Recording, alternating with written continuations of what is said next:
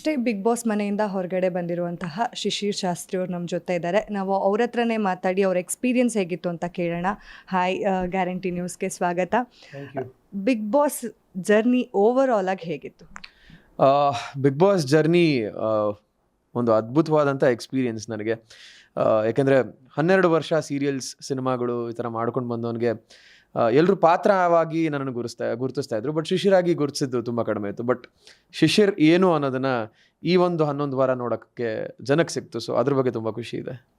ಆದರೂ ಜನ ತುಂಬ ಎಕ್ಸ್ಪೆಕ್ಟ್ ಮಾಡಿದ್ರು. ಅಂದರೆ ಯೂಶಲಿ ನನ್ನ ಜನದ ಅಭಿಪ್ರಾಯ ಹೇಳ್ತಾ ಇರೋದು, ಒಂದು ಕೈಯಲ್ಲಿ ಶಿಶಿರ್ ಅವ್ರ ಹ್ಯಾಂಡ್ ಇರುತ್ತೆ, ಸುದೀಪ್ ಸರ್, ಇನ್ನೊಂದು ಬೇರೆ ಯಾರಿದ್ರು ನಮಗೆ ಪರವಾಗಿಲ್ಲ. ಫಿನಾಲಿಸ್ಟ್ ಲೆವೆಲಲ್ಲಿ ನೋಡಿದ್ರು ನಿಮ್ಮನ್ನು. ಎಲ್ಲಿ ಮಿಸ್ ಆಯಿತು ಶಿಶಿರ್ ಅವ್ರು? ಗೊತ್ತಿಲ್ಲ ನನಗೆ. ನನ್ನ ಆಟನ ನಾನು ಆಡ್ಕೊಂಡೇ ಬಂದೆ. ಹೌದು, ಮಧ್ಯದಲ್ಲಿ ಒಂದು ಸ್ವಲ್ಪ ಹೆಲ್ತ್ ಇಶ್ಯೂಸ್ ಆಗಿದ್ದರಿಂದ 1 ವಾರ 2 ವಾರ ಡೌನ್ ಆಗಿದ್ದಿರ್ಬೋದು. ಬಟ್ ಎಲ್ರಿಗೂ ಒಂದು ಲೋ ಪಾಯಿಂಟ್ ಅಂತ ಮನೇಲಿ ಬಂದೇ ಬರುತ್ತೆ. ನೀವು ಯಾರದೇ ಹೆಸರು ತಗೊಳ್ಳಿ, ಎಲ್ರದ್ದು ಒಂದು ಲೋ ಪಾಯಿಂಟ್ ಅಂತ ಇದ್ದೇ ಇರುತ್ತೆ.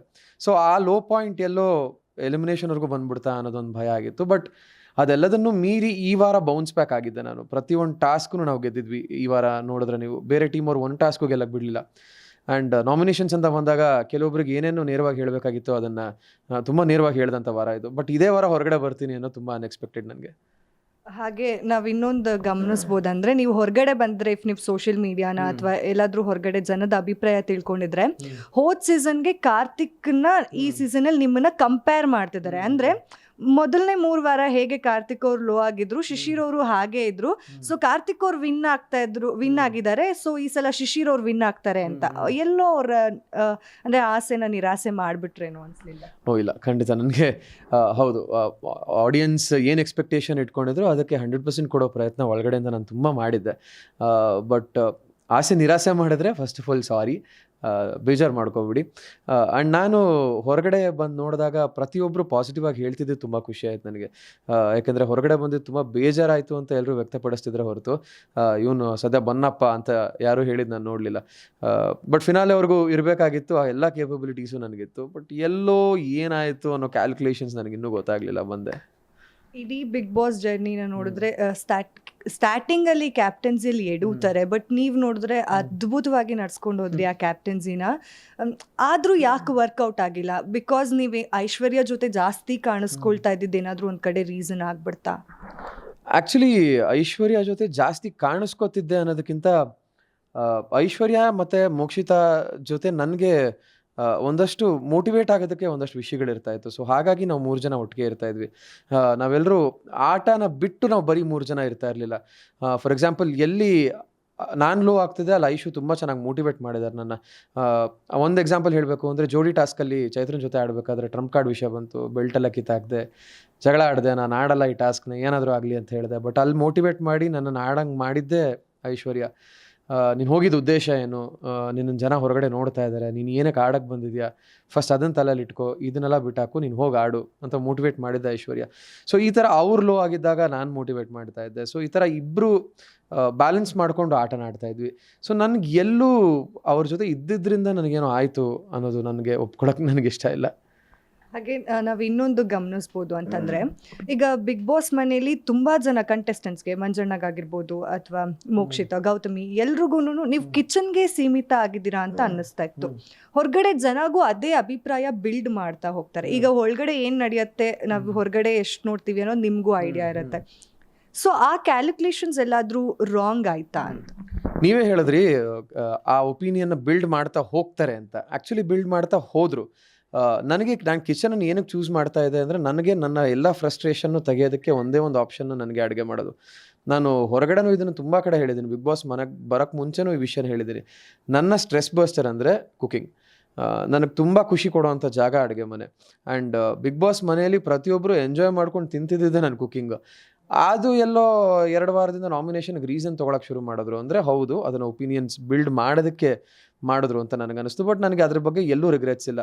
ಯಾಕೆಂದರೆ ನಾನು ಕಿಚನಲ್ಲಿ ನಿಂತಾಗ ನಮ್ಮ ಅಮ್ಮ ನೆನಪಾಗೋರು ನನಗೆ. ಪ್ರತಿ ಸತಿ ನಾನು ಬಿಗ್ ಬಾಸ್ ಮನೆಯಿಂದ ಹೊರಗಡೆ ಬರ್ಬೇಕಾದ್ರೂ ಹೇಳಿದ್ದೆ, ಬಟ್ ಅದು ಬಂದಿಲ್ಲ. ನಾನು ಕಿಚನ್ಗೆ ಹೋಗಿ ಆ ಒಲೆಯಿಂದ ನಿಂತ್ಕೋತಾ ಇದ್ದಿದ್ದೆ ನಮ್ಮ ಅಮ್ಮನ ನೆನಪಿಗೋಸ್ಕರ. ಸೊ ಇದೆಲ್ಲದನ್ನು ಸೇರಿ ನನಗೆ ಅಡುಗೆ ಮನೆ ಅನ್ನೋದು ಒಂದು ಸ್ಟ್ರೆಸ್ ಬಸ್ಟರ್ ಆಗ್ತಾಯಿತ್ತು, ಒಂದು ಫ್ರಸ್ಟ್ರೇಷನ್ ರಿಲೀಫ್ ಮಾಡ್ಕೊಳ್ಳೋದಾಗ್ತಾಯಿತ್ತು. ಆ್ಯಂಡ್ ಒಂದು ನಾನು ಮಾಡಿದ ಅಡುಗೆ ಮನೆಯವರೆಲ್ಲರೂ ತಿಂದು ಖುಷಿ ಅಂತ ಹೇಳಿದಾಗ ನಂಗೆ ಅಲ್ಲೆಲ್ಲೋ ಒಂದು ಸ್ಯಾಟಿಸ್ಫ್ಯಾಕ್ಷನ್ ಸಿಗ್ತಾಯಿತ್ತು. ಸೊ ಹಾಗಾಗಿ ನಾನು ಕಿಚನ್ನೇ ಆಯ್ಕೆ ಮಾಡ್ಕೋತಾ ಇದ್ದೆ. And kitchen is not easy. ನಿಮಗೆ ಬೆಳಗ್ಗೆ ಮನೆ ಕ್ಲೀನಿಂಗ್ ಮಾಡಿ ಬಾತ್ರೂಮ್ ಕ್ಲೀನ್ ಮಾಡಿ ಬಂದರೆ ಇಡೀ ದಿನ ಅವರೆಲ್ಲರೂ ಫ್ರೀ ಆಗಿರೋರು. ಬಟ್ ಕಿಚನಲ್ಲಿ 3 ಹೊತ್ತು ನಿಂತ್ಕೋಬೇಕಾಗಿತ್ತು. ಎಷ್ಟೋ ಸತಿ ಕಾಲು ನೋವಾಗಿ ಸ್ಟ್ರೆಚ್ ಮಾಡಿಕೊಂಡು ಆಗ್ತಿಲ್ಲ ಅನ್ನೋ ಸಿಚುವೇಶನ್ಸ್ ಎಲ್ಲ ಆಗೋಗಿತ್ತು. ಸ್ಪೆಷಲಿ ಈ ವಾರ ಗ್ರಾಸರಿ ಸ್ವಲ್ಪ ಕಡಿಮೆ ಇತ್ತು.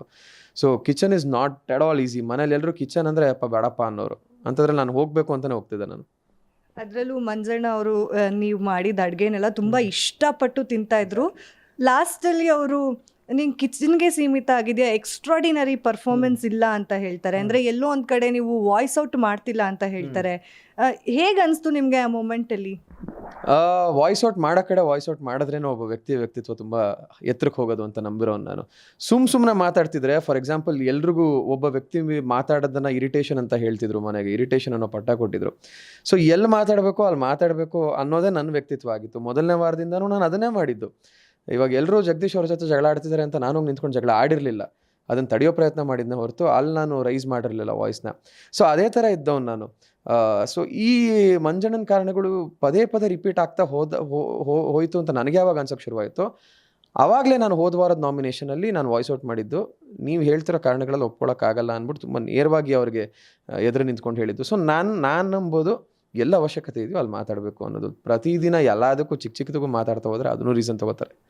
ಆ್ಯಕ್ಚುಲಿ ನಿಮ್ಮ ಈ ಕ್ಯಾಲ್ಕುಲೇಷನ್ ಎಲ್ಲಾದರೂ ಒಂದು ಕಡೆ ರಾಂಗ್ ಆಯಿತು ಅಂತ ನಿಮ್ಗೆ ಅನ್ನಿಸ್ಲಿಲ್ವಾ? ಯಾಕಂದರೆ ನೀವು ಎಲ್ರಿಗೂ ಒಳ್ಳೇದು ಮಾಡೋಕ್ಕೆ ಹೋದ್ರಿ, ಎಲ್ರಿಗೂ ಅಂದರೆ ಯಾರ ಮೇಲೂ ನೀವು ಬಿಡಪ್ಪ ಪರವಾಗಿಲ್ಲ ಅಂತ ಹೇಳಿ ಬಿಟ್ಕೊತ ಹೋಗಿದ್ದೇನೆ ನಿಮಗೆ ರಾಂಗ್ ಆಯಿತು ಅಂತ ಅನ್ನಿಸ್ಲಿಲ್ವಾ? ಎಲ್ಲಾದರೂ ಆ ಕ್ಯಾಲ್ಕುಲೇಷನ್ ಮಿಸ್ಲೀಡ್ ಆಯಿತು ಅನಿಸ್ಲಿಲ್ವಾ? ಫಸ್ಟ್ ಆಫ್ ಆಲ್ ನಾನು ಕ್ಯಾಲ್ಕುಲೇಟ್ ಮಾಡಿರಲಿಲ್ಲ ಇದ್ರ ಬಗ್ಗೆ. ನಾನು ಏನು ಕ್ಯಾಲ್ಕುಲೇಷನ್ ಅಥವಾ ಪ್ರೀ ಪ್ಲಾನ್ ಇಟ್ಕೊಂಡು ನಾನು ಎಲ್ಲರ ಜೊತೆ ಒಳ್ಳೆಯವನಾಗಿರಬೇಕು ಅಥವಾ ಏನು ಒಳ್ಳೆಯವನು ಅಂತ ಏನು ಹೇಳ್ತಿದ್ರು, ನಾನು ಆ ಥರ ಪ್ರೀ ಪ್ಲಾನ್ ಇಟ್ಕೊಂಡು ಹೋಗಿರಲಿಲ್ಲ. ನಾನು ಗೋ ವಿತ್ ಫ್ಲೋ, ಹೆಂಗಿರಬೇಕೋ ಗೋ ವಿತ್ ಫ್ಲೋ ಅಂತಲೇ ಹೋಗಿದ್ದು. ಎಲ್ಲೆಲ್ಲಿ ನನಗೆ ತಪ್ಪು ಕಾಣಿಸ್ತಾ ಇತ್ತು, ಫಾರ್ ಎಕ್ಸಾಂಪಲ್ ಚೈತ್ರ ಜೊತೆ ಆಗಿದ್ದು ಇನ್ಸಿಡೆಂಟ್ಸ್ ಆಗಿರ್ಬೋದು, ಮಂಜಣ್ಣನ ಜೊತೆ ಆಗಿರೋ ಹಲವಾರು ಇನ್ಸಿಡೆಂಟ್ಸ್ ಆಗಿರ್ಬೋದು, ಈ ಥರ ಎಲ್ಲ ಇನ್ಸಿಡೆಂಟ್ಸ್ಗಳಲ್ಲಿ ನನ್ನ ವಾಯ್ಸ್ ಅವಶ್ಯಕತೆ ಇತ್ತು, ಅಲ್ಲಿ ಮಾತಾಡ್ತಾ ಇದ್ದೆ. ನನಗೆಲ್ಲೋ ಕ್ಯಾಲ್ಕುಲೇಷನ್ಸ್ ತಪ್ಪಾಯಿತು ಅನ್ನೋದಕ್ಕೆ ನಾನು ಒಪ್ಕೊಳ್ಳಲ್ಲ ಅದನ್ನು, ಒಂದು. ಆ್ಯಂಡ್ ಇನ್ನೊಂದು, ನಾನು ಇರೋದೇ ಹಾಗೆ, ನನ್ನ ವ್ಯಕ್ತಿತ್ವನೇ ಹಾಗೆ. ಇವಾಗ ಯಾರಿಗಾದ್ರೂ ನೋವಾಗ್ತಿದೆ ಅಂದರೆ ಇಲ್ಲಿ ನಾನು ಕೈ ಕೊಟ್ಕೊಂಡು ನಿಂತ್ಕೊಂಡು ಆಗಲಿ ಬಿಡು ಅಂತ ನಾನು ನಿಂತ್ಕೊಳ್ಳೋ ವ್ಯಕ್ತಿ ಅಲ್ಲ. ನಾನು ಟಾಸ್ಕ್ಸ್ ಆಡ್ತಿದ್ರು ನನ್ನಿಂದ ಯಾರಿಗಾದ್ರೂ ಏನಾದರೂ ಹರ್ಟ್ ಆಯಿತು ಅಂದ್ರೂ ನಾನು ಅದನ್ನು ಬಿಟ್ಟು ಹೋಗೋದು. ನನ್ನ ಪ್ರಯಾರಿಟಿ ಆ ವ್ಯಕ್ತಿಗೆ ನನ್ನ ಕಡೆಯಿಂದ ನೋವಾಗಿದ್ರೆ ಫಸ್ಟ್ ಅದನ್ನು ಅಟೆಂಡ್ ಮಾಡಬೇಕು, ಆಮೇಲೆ ಟಾಸ್ಕ್. ಸೊ ನಾನು ಇದ್ದಿದ್ದೆ ಹಾಗೆ. ನಿಮ್ಮ ಈ ಸಾಫ್ಟ್ ನೇಚರ್ ಪ್ರಾಬಬ್ಲಿ ಮನೆಯವ್ರಿಗೆ ಇಷ್ಟ ಆಗಲಿಲ್ಲ ಅಂತ ನಿಮ್ಗೆ ಅನ್ಸುತ್ತಾ? ಅಗ್ರೆಸಿವ್ ಆಗಿದ್ರೆ ತುಂಬ ಅಗ್ರೆಷನ್ ಅಂತ ನಾಮಿನೇಟ್ ಮಾಡ್ತಾರೆ, ಸಾಫ್ಟ್ ಆಗಿದ್ರೆ ತುಂಬ ಸಾಫ್ಟ್ ಆಗಿದ್ದಾನೆ ಅಂತ ನಾಮಿನೇಟ್ ಮಾಡ್ತಾರೆ. ಒಂದ್ಸತಿ ವಾಯ್ಸ್ ರೇಸ್ ಮಾಡಿ ಮಾತಾಡಿದಾಗ ಇವನು ತುಂಬ ಎಲ್ಲದಕ್ಕೂ ವಾಯ್ಸ್ ರೇಸ್ ಮಾಡ್ತಾನೆ ಅಂತ ಮಾತಾಡ್ತಾರೆ. ಒಂದು ನಾಮಿನೇಷನಲ್ಲಂತೂ ನಾನು ಡಿಫೆಂಡ್ ಮಾಡಿಕೊಂಡೆ ಅಂತ ನಾಮಿನೇಟ್ ಮಾಡ್ತಾರೆ ಇನ್ನೊಬ್ಬರು ನಾನು ಡಿಫೆಂಡ್ ಮಾಡ್ಕೊಂಡಿಲ್ಲ ಅಂತ ನಾಮಿನೇಟ್ ಮಾಡ್ತಾರೆ. ಸೊ ಅವರವರಲ್ಲೇ ಭಿನ್ನಾಭಿಪ್ರಾಯಗಳು ತುಂಬ ಇತ್ತು. ಸೊ ಹಾಗಾಗಿ ನಾನು ಕರೆಕ್ಟು ಅಂತ ನನಗನ್ಸುತ್ತೆ. ಹಾಗೆ ನಿಮ್ಮ ದೇವರು ಕೊಟ್ಟ ತಂಗಿ ಚೈತ್ರ ಕುಂದಾಪುರ ಅವ್ರ ಬಗ್ಗೆ ಏನು ಹೇಳ್ತೀರಾ? ನಾನು ಹೇಳಿದ್ದೆ, ಬಯಸದೇ ಬಂದ ಭಾಗ್ಯ ನನಗೆ ಮನೇಲಿ ಚೈತ್ರ ಕುಂದಾಪುರ್. ತುಂಬ ಜೆನ್ಯೂನ್ ಆದಂಥ ಒಂದು ಸಂಬಂಧ ಕ್ರಿಯೇಟ್ ಆಯಿತು. ಏನೇ ಆಗಿದಿರ್ಬೋದು, ನನ್ನಿಂದ ಏನೇ ಮಾತಾಡಿರ್ಬೋದು, ಅಥವಾ ಕನ್ಫೆಷನ್ ರೂಮಲ್ಲಿ ಏನೇ ಆಗಿರ್ಬೋದು, ಇನ್ನೂ ಎಪಿಸೋಡ್ಸ್ ನೋಡಿಲ್ಲ, ನಾನು ಅದನ್ನು ನೋಡಬೇಕು. ಅದೆಲ್ಲವನ್ನು ಪಕ್ಕಕ್ಕಿಟ್ರೆ ತುಂಬ ಎಲ್ಲೋ ಮನಸ್ಸಿಗೆ ತುಂಬ ಹತ್ತಿರವಾದಂಥ ವ್ಯಕ್ತಿ ಚೈತ್ರ ಆಗಿದ್ಲು. ತುಂಬ ಕನೆಕ್ಟ್ ಆದ್ವಿ ಲಾಸ್ಟ್ ಮೂಮೆಂಟಲ್ಲಿ ನಾವಿಬ್ಬರು. ಆ ಬಾಂಡಿಂಗ್ ಮುಂದಕ್ಕೂ ಹಾಗೆ ಇರುತ್ತೆ ಅಂತ ಅನ್ಕೋತೀನಿ. ಚೈತ್ರ ಅವ್ರು ಹೇಳ್ತಾ ಇದ್ರು ಮನೆಯಲ್ಲಿ ನನ್ಗೆ ಆಲ್ರೆಡಿ ಮದುವೆ ಫಿಕ್ಸ್ ಆಗಿದೆ, ನಾನು ಬಿಗ್ ಬಾಸ್ ಮನೆಯಿಂದ ಹೊರಗಡೆ ಹೋಗಿದ ತಕ್ಷಣ ಮದುವೆ ಮಾಡ್ಕೋತೀನಿ ಅಂತ. ನೀವು ಏನಾದರೂ ಮದುವೆಗೆ ಹೋಗೋ ಪ್ಲ್ಯಾನ್ ಇಟ್ಕೊಂಡಿದ್ದೀರಾ? ಖಂಡಿತ ಹೋಗ್ತೀನಿ. ಅವಳು ನನಗೊಬ್ಳಿಗೆ ಇನ್ವಿಟೇಷನ್ ಕೊಡೋದು ಅಂತ ಹೇಳಿದಾಳೆ. ಇನ್ವಿಟೇಷನ್ ಕೊಡಲಿಲ್ಲ ಅಂದರೂ ಖಂಡಿತ ಮದುವೆಗೆ ಹೋಗೋ ಪ್ಲ್ಯಾನ್ಸ್ ಇದೆ. ಆದಷ್ಟು ಬೇಗ ಮದುವೆ ಆಗಲಿ ಚೈತ್ರ. ಫಿನಾಲೆ ಮುಗಿಸ್ಕೊಂಡೇ ಬರಲಿ, ಆರಾಮಾಗಿ ಮುಗಿಸ್ಕೊಂಬಂದು ಮದುವೆ ಆಗಲಿ. ಖಂಡಿತ ಹೋಗ್ತೀನಿ. ಗ್ಯಾರಂಟಿ ನ್ಯೂಸ್, ಸುದ್ದಿ ಖಚಿತ, ನ್ಯಾಯ ನಿಶ್ಚಿತ.